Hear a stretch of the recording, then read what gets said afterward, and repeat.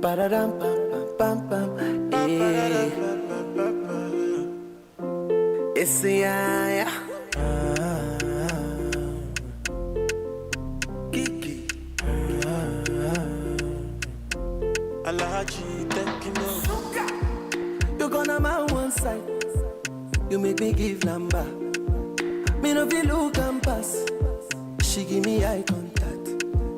Oh baby, as long as you know with me, Joe. Your body must go kill him, and I know mine to be one of them. Columbia body name, I want to make my mind a rest. You better make a day with you, cause it's solo show than they cost. Baby, turn around, make a come on top. Feel like I take it by now.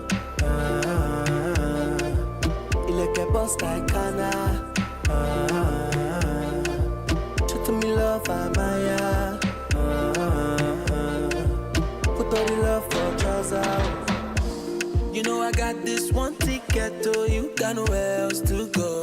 Give me good jeans and one t-shirt, make a big carry your lodo. But to get us, you they take shine. My belly talks in all your star sign. She na me they wanna come wine. I believe say my water go down mine. Pull up what I do. Whatever you say, my Mona Lisa. When I roll up, I'm a boo. Whenever I'm down, baby, you're my ginger. Be like say not deja vu. I'm in the eye, when I go guy. Me, I don't chop belly food. My abena. Be like I take it by now. You like a boss like Kana. Show to me love, Amaya. Put all the love for trousers. She drip down Louis Vuitton. 3, 2, 1.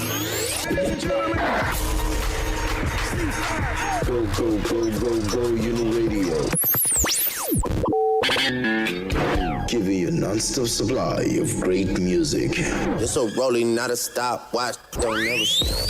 I love Go Uni Radio. 106.9, the heartbeat of Darwin.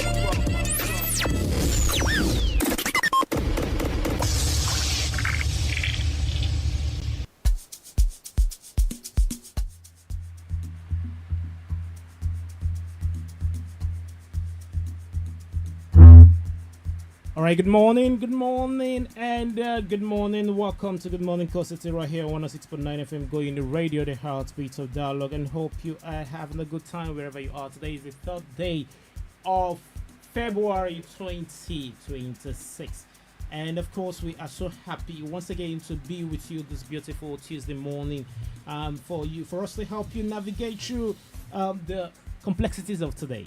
Yeah. Esther, how are you doing this? I eat. Esther complains of me. You always complain of me not sleeping, but I'll complain of you not eating.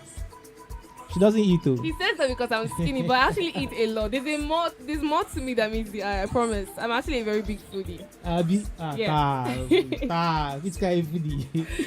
All right, this is Good Morning Coast, and as we do it, we're gonna tell you hi to Mr. Field this beautiful Tuesday morning. Esther is ready, kicking, and ready to drop it hot. With our Good Morning Coast City motivation. At least you get to know what you're supposed to feel today. And of course, not just that, afterwards we're going to go through our weather report and tell you how today is going to look like. It drizzled last night in Enugu. It was fun. I it was really fun. Rain like maybe for a very long time. Showing up is just like victory, just showing up. By now, the excitement of a new year may have softened, but that doesn't mean your goals have lost their power. It means it's time for consistency. It's time to keep going even when motivation isn't shouting but whispering. So if your yesterday was heavy, today offers a fresh breath. If you were doubting or you've been doubting yourself, let this morning reassure you. You're learning, you're growing, and you're gradually becoming more aware of who you are meant to be. And as you step into this Tuesday, choose focus over fear. Choose discipline over distraction. And remember that progress is often quiet before it becomes visible. February may be short, but it can be impactful. So let your day be intentional. Let your words be kind. Let your actions be thoughtful. And more importantly, let yourself believe that you're capable of more than you think. From all of us here, well, I am Chike right here. We are wishing you clarity, strength, and a peaceful start to your day. And good morning, Coast City. Yay, good morning. Like we're wishing you clarity. Like that clarity, you need you need that clarity actually, because without it, what's the point? What exactly are you doing? All right, good morning, Coast City, and of course, it's a very beautiful Tuesday morning. I'm so excited that we are 3 days into February. February, the month of love. Month of love. Yeah, Esther is actually getting ready because I know. Huh? Odogu is preparing plenty for Esther. I'm actually getting ready to say, radio. All right, yeah, of course, it's going to be an awesome Valentine's Day. So go out there, or you can actually visit our studio and pick up your request card. And it's going to be a special request where we're going to call that love person, that person who is so special to you, and then wish the person happy Valentine's. But you know, it doesn't necessarily have to be your lover, right? It could be your mom, your dad. Your mom is a lover now. You know, lover. I love her. So your dad is a lover now. You love her. My Val. Hey. Yeah. Esther, say I dare the ankle shoe. You see, it's like this. I know this to be your bar. Don't worry, we'll know what to do. All right. No, Allah. If you say so. All right. This is the Good Morning Cosity, and of course, this is time for us to look through what the weather has for us today, Esther. Yeah. All right. So whether you're already stuck in traffic, because I know some people already, there, and if you're stepping out for work or just settling into your morning, let's just take a look at how today's weather will treat your body and your plants. And as usual, we'll start with Lagos. The morning may look calm and clear, but don't be fooled if you stay in Lagos, because by late afternoon, heavy thundering showers are likely. The temperatures will sit around 32 degrees Celsius, but with humidity, it will feel much hotter. You're gonna be having like thick air in Lagos, and it's gonna be really hard for sweat to dry. So your body will struggle to cool down. So dress light. We have breathable clothing. Cotton or linen is your friend today. So avoid tight or synthetic clothes that can trap heat. And then Port Harcourt, move on to Port Harcourt. Port Harcourt stays warm and sticky today. It will be mostly cloudy skies. They'll be experiencing mostly cloudy skies with scattered showers later in the day, with highs around 32 degrees Celsius. So the air stays damp and sweating will be constant. So after the rain, don't leave water standing around, okay? It's actually we're gradually entering mosquito season, so just make sure you use your mosquito nets, and if you're gonna need a lot of like water today, so make sure you hydrate if you're in Port Harcourt, because it's gonna be hot even after the rain. And then let's look at Ibadan. Ibadan is looking mixed today. They'll be experiencing sunny spells broken by sudden thunderstorms. The day will peak to around 33 degrees Celsius, which is a quick switch from heat. So they'll be having quick switch from rain to heat, and it will make your body feel a little run down. So support your system with fruits, oranges, pineapples, or even pepper in meal. Okay, keep your room airy. Damp heat can make your breathing uncomfortable, especially at night. So make sure you try to stay in a well-ventilated environment. And up north in Kano is hot. They'll be having dry sunshine with heat, with dust in the air. They'll be experiencing daytime highs near 36 degrees Celsius, which will cool down sharply to 19 degrees Celsius at night. So dry air will dry out your throat, your nose, and your skin faster than you realize. So make sure you properly hydrate, take water, and of course moisturize your skin. And then let's look at the Federal Capital Territory, Abuja. Abuja is feeling intense today. They'll be experiencing very strong sunshine, almost no clouds, and temperatures climbing to 38 degrees Celsius. So this is the kind of heat that drains energy quietly and quickly. So make sure you take water. If you don't stay too long under the sunshine, okay? Just trying to find shade at every point in time if you're outside today. And then finally, our home, Enugu, will be experiencing bright sunny intervals with little breeze. So our temperatures will rise to about 37 degrees Celsius. The heat can sit and linger, especially in low-lying areas. So pay attention to your body. Hydrate or take fruits. You need to boost your immune system. I'm just trying to say this because I love you guys out there. And of course, I just hope you have an amazing day throughout today. Yeah. Esther is advising us to take enough fruits, take enough water, isn't it? Yes. Yes. And then I think you need that advice too. I don't understand. Like you are are attacking me very this morning. No, What I'm do you not. mean? I'm not. You know, I care about you a lot, Esther. And Okay. then when I see the fact that you the chokers, I know they jump care. How you see me eat? you don't eat. But I understand ladies that always wants to look awesome, kinky, like look pretty. I don't care every about day, that, guys. right? I love don't- food. Eh, I love food. I just don't know why my body is betraying me.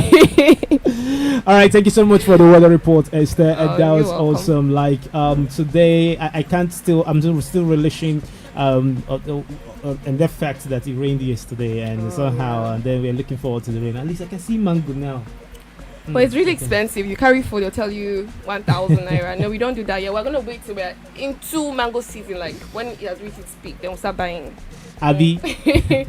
All right, let's go on a short musical break, and when we'll come back, we'll look through our top stories for today. Yes. And of course, it's a beautiful Tuesday, so stick around and don't touch the dial. This is the Good Morning Coast City right here with Chike and Esther, the pretty lady with the golden voice.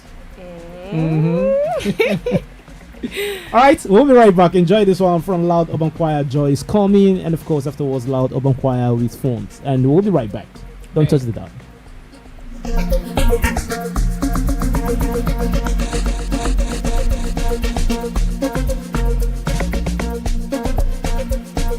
I bet no other station keeps you locked down like we do.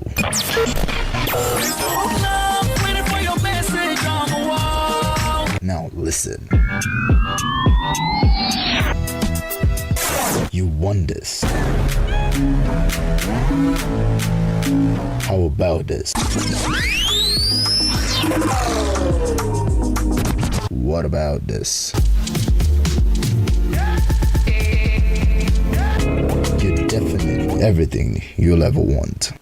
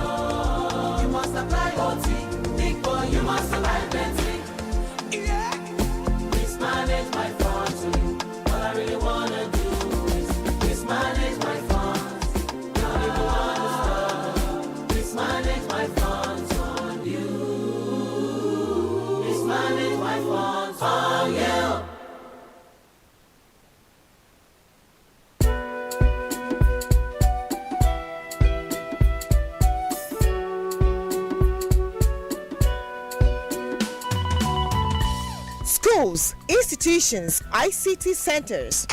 Upgrade your learning environment with the professionals you can trust. Joe City ICT Solutions. At Joe City ICT Solutions, we mount and install computer systems of all types for nursery, primary and secondary schools, and for College of Education, polytechnics and universities. Getting ready for JAMB CBT exams? Joe City ICT Solutions install and configures JAMB CBT softwares to international standards, giving students the confidence to succeed. Fast installation, reliable system, professional delivery. Visit Joe City ICT Solutions at number 2 John and Ichuku Close, Mpokete Pocket Layout, Enugu State. Call or WhatsApp 070-8546-2130 or 0810-740-9064. Calls only 0815-392-4562.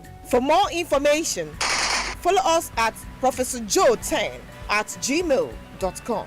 Joe City ICT Solutions, powering education through technology. Don't compromise quality. Choose Joe City ICT Solutions today.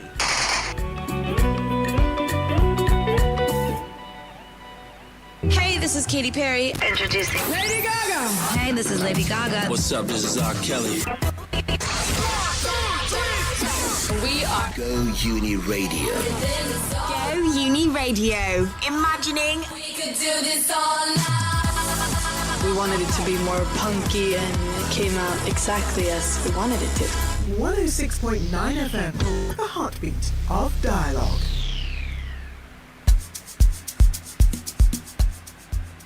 All right, welcome back once again to Good Morning Core City, and of course, we had a very good time listening to Loud Urban Choir. I can listen to these guys over and over and over again. You're just too good, just too good. All right, special thanks to Joe City ICT Solutions, who is our super partner this in this show. Good Morning Core City. Joe City ICT Solutions mount and install computer systems of all types for nursery, primary, and secondary schools, including tertiary institutions like College of Education, polytechnics, and universities.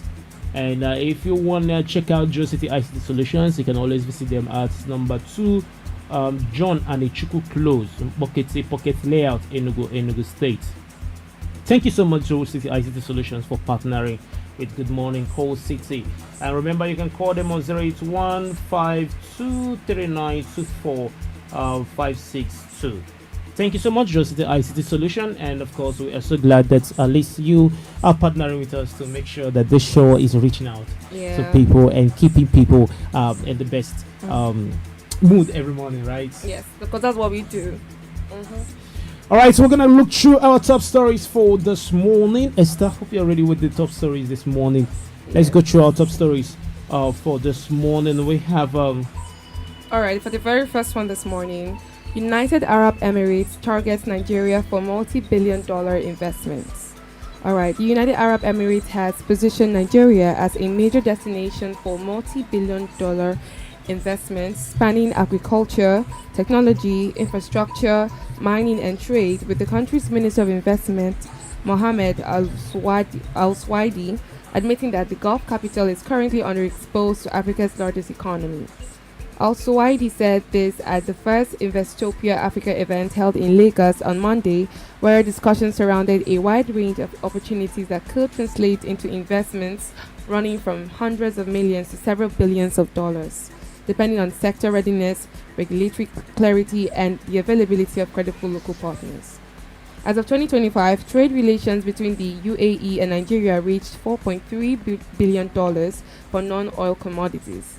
Speaking during a fireside chat with Nigeria's Minister of Industry, Trade and Investment, Dr. Jumoke Oduwole, the UAE minister said opportunities around agriculture.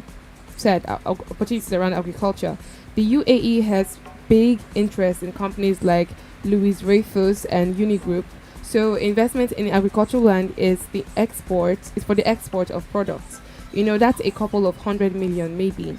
I think investment around infrastructure, whether it's in public transport, utilities, power, water, or wastewater recycling, is crucial. What do you think about this? It's actually a welcome development. Yes, it actually, is. Wow. Because the point of the whole thing is for us to keep attracting Foreign both investors foreign direct and investment local, and then local investments. And but this one is about looking at both interrelations, the relationship between them and Africa and Nigeria. Right. Coming over there to make investments, tapping into investment opportunities in the country, and of course, invariably, I believe that when done right, it's gonna benefit the country as a whole. Of course, it will. Oh.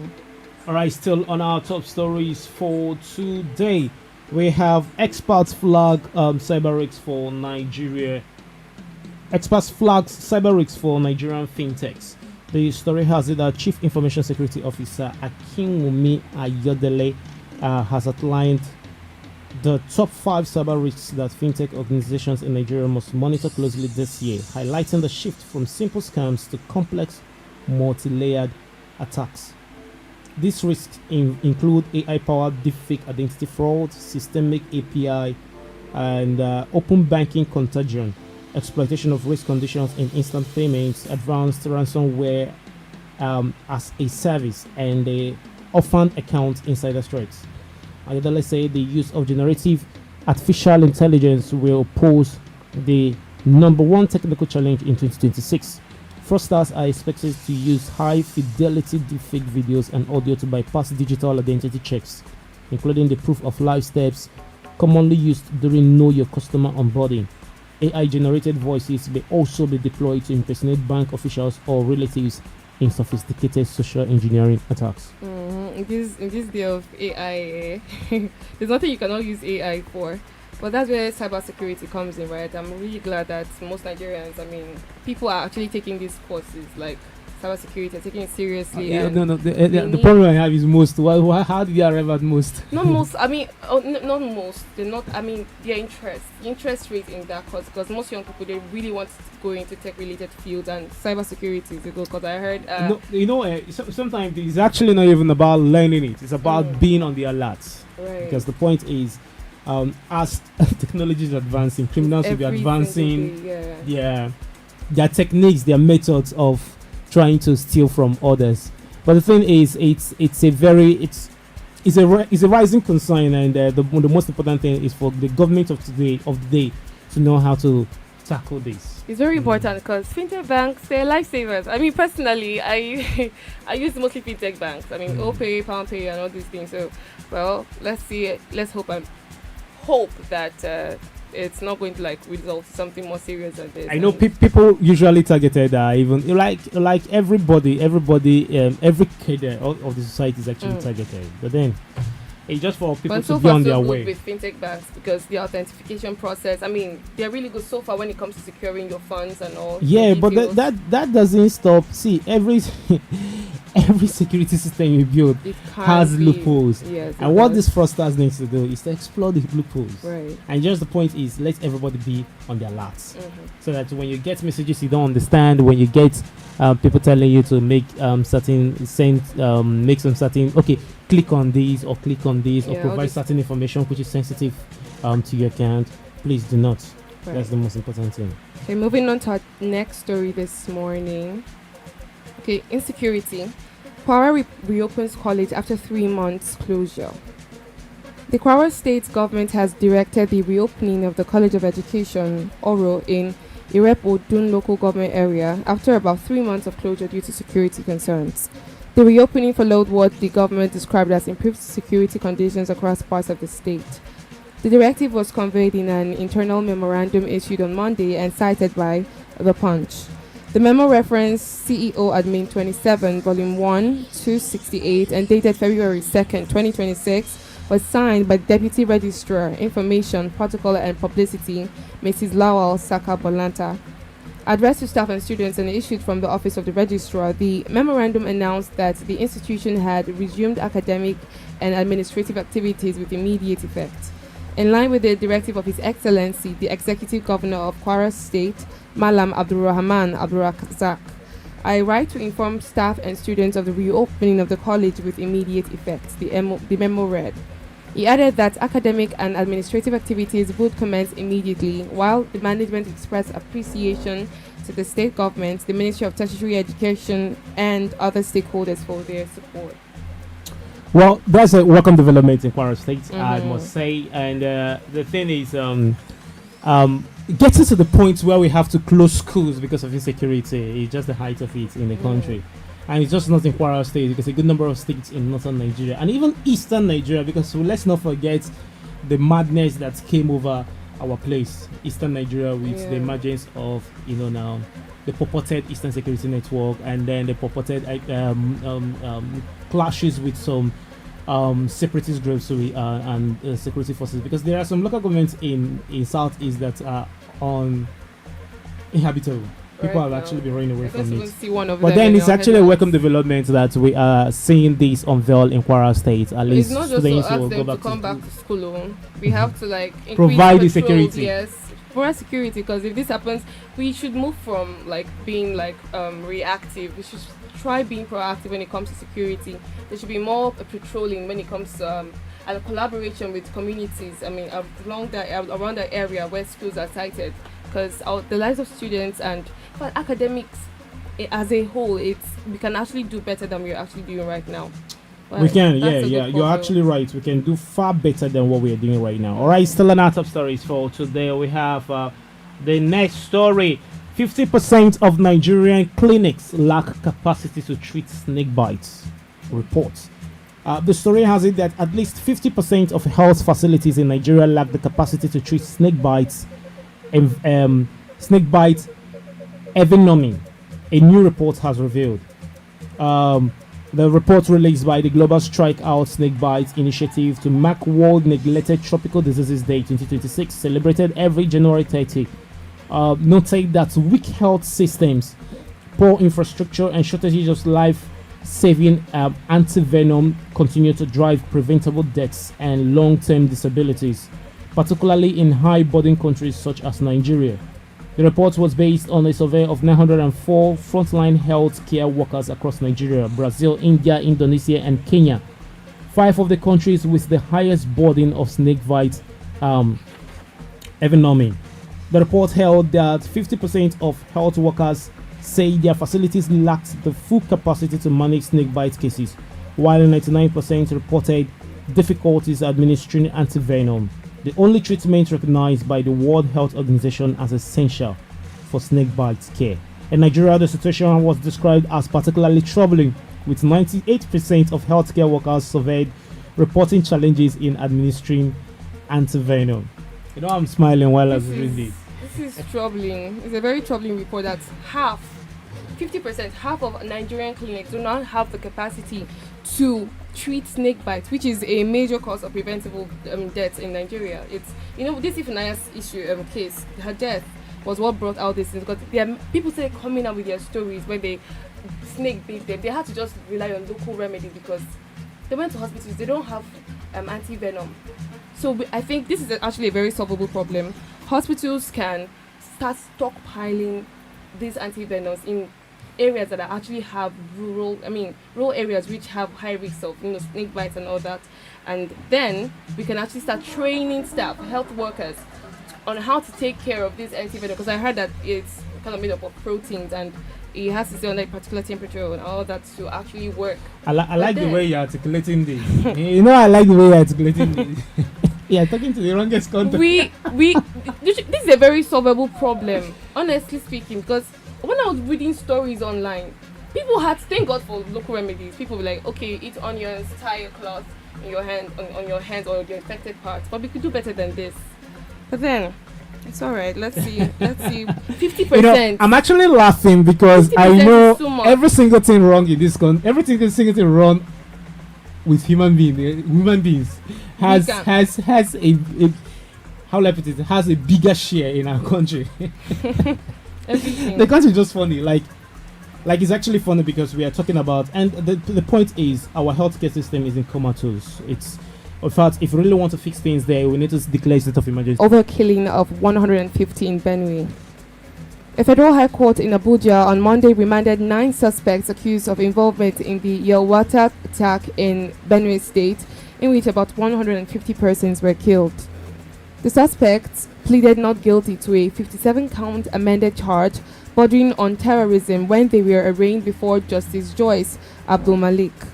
The arraignment followed the withdrawal of charges against the Sikh defendant Yakubu Maman by the Attorney General of the Federation, Lateef Fagbemi, who is the senior advocate of Nigeria. The office of the AGF had earlier said the suspects, who were strongly linked to the killings in Yawata, would be arraigned after what he described as painstaking investigations and interagency collaboration. Fagbemi appeared in court alongside the Director of Public Prosecution of the Federation, Rotimi Oyedepo, senior advocate of Nigeria, for the prosecution. Ibrahim Angolo, Christiana Sylvester, and Aminu Abubakar Bagudu represented the first, 8th, and 9th defendants respectively, with Kaura appeared for the second defendant. Adamu Abdullahi held brief for the 3rd, 4th, 5th, 7th, and 10th defendants. And Fagbemi informed the court that the prosecution had filed a 57-count amended charge dated January 19, 2026, and filed on January 20, 2026 against 10 defendants.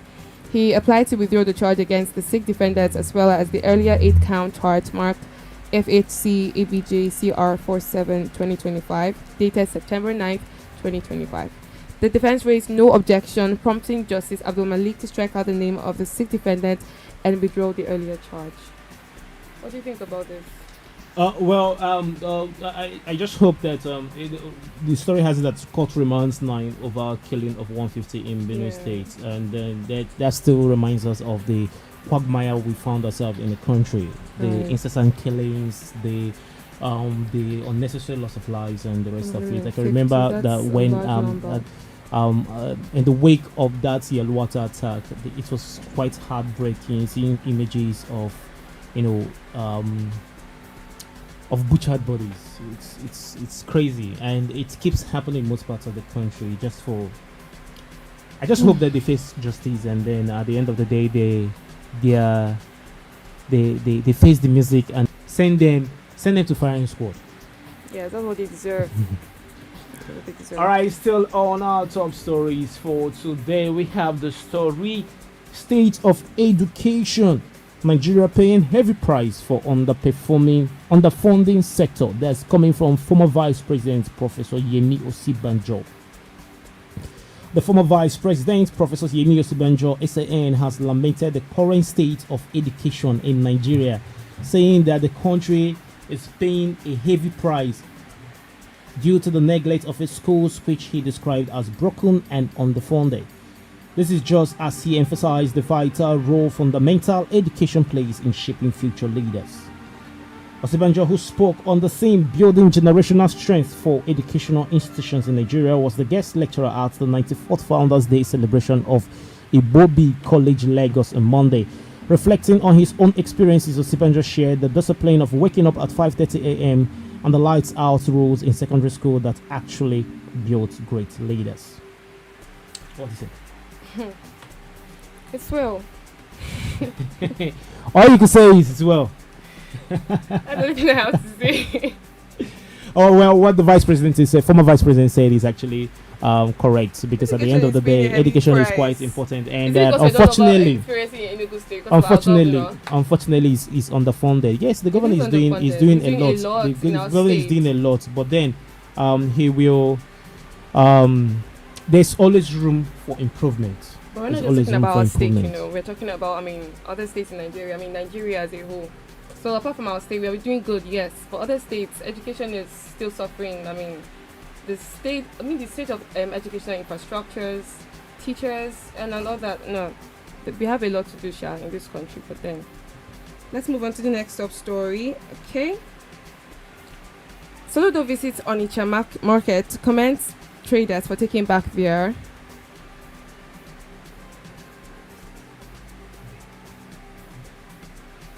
Soludo visits Onitsha market and commends traders for taking back their Monday. Okay. The governor toured various training zones, including Ose Market, Bright Street, Lagos Line, and Emeka Plaza, among others, marking a symbolic and practical end to the Monday sit-at-home that has hampered the Southeast economy since 2021. Accompanied by key government officials, Soludo interacted with traders, reassuring them that the fear previously used to enforce the shutdown has faded.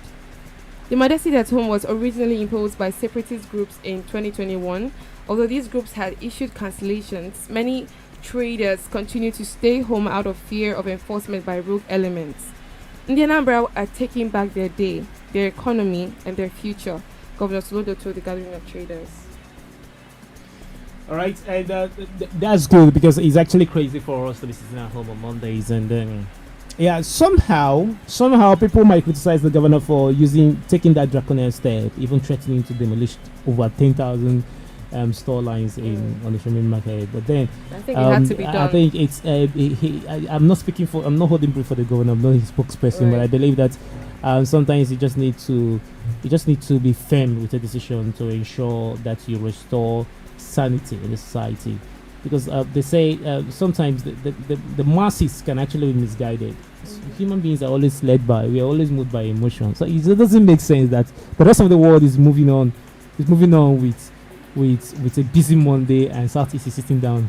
You've gotten used to. You know, sit at home is not like the best part of like part of the weekend. Now. Please don't use the best. It's actually an abnormality for us to be sitting at home on Monday. We've gotten so used but it's good that at least the governor is trying his best. Actually, some people might criticize his style, but at the end of the day, the point is he's trying to save his state from the hands of people who feel that they can just incessantly declare sit at home. And then we understand the cause. We all are involved with this cause. We understand that we're fighting for justice, not just for Nnamdi Kanu, but for the whole of the Igbo race. But there are better ways we can do it. Like not jeopardizing the progress of the people is their way of fighting a cause. But then I believe that at the end of the day, we are all looking for better ways to make our environment a better place. All right. The police in Ebonyi say it has arrested Mr. Anya Baron Obonia,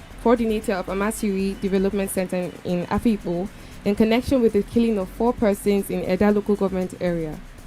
SP John Okando, the police public relations officer in the state, disclosed this in an interview with the News Agency of Nigeria on Monday in Abakaliki. Okando said the arrest followed a joint operation involving the Army, the Directorate of Security Services, that's the DSS, and the Nigerian Security and Civil Defense Corps.